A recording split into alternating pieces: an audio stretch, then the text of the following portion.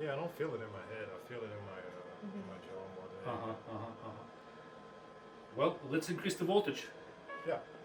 Let's give Thomas the real voltage, and he can actually tell us how much of a difference it is.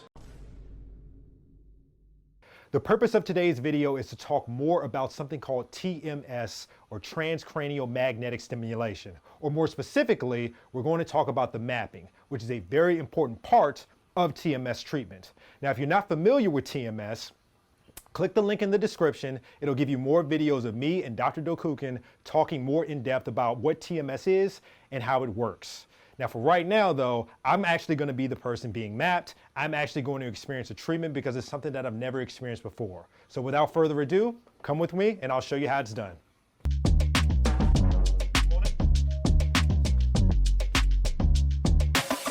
Today, Camrey and Dr. Dokukin are going to do the mapping and the treatment and walk you through the process so that we can all take part.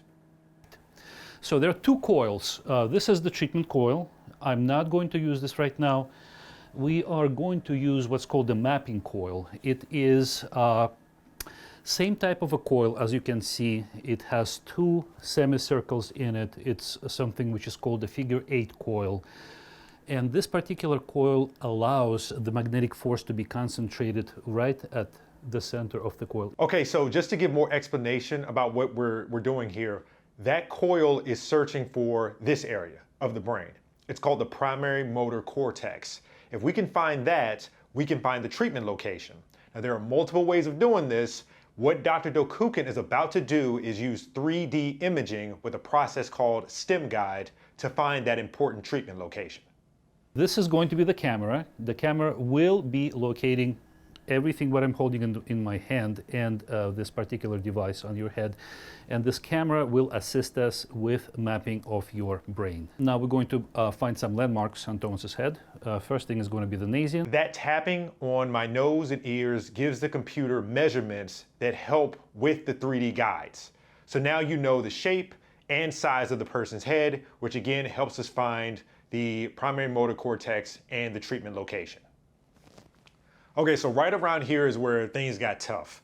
I am a very difficult map, actually. The reason why is because my motor cortex is much more anterior than other people's. This is why you need to go to a provider with a good understanding of neuroanatomy, because for people like me with difficult brains, it is harder to find the motor cortex. But luckily we have the equipment that can assist in the search and people with a good understanding of neuroanatomy.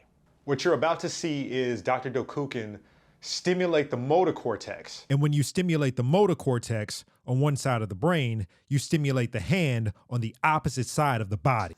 And clearly there is a response. Clearly, I love this spot, Camrey. That is how you know you found the right location.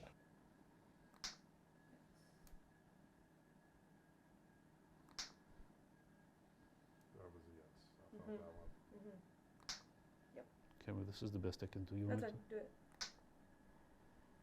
Okay.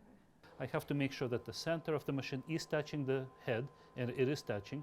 There is no space in between. We are positioning with the coil about 45 degrees in all planes. I like this position. This is where I would actually start delivering the treatment. It's probably not the most comfortable place to spend, 20 minutes of your day. I'm okay. All right. Perfect, perfect. You still have a smile on your face. Yeah. I'm glad that. So that's how we would deliver the treatment. Now, we can proceed if you want. Yeah, Let's do a couple trains. Let's see.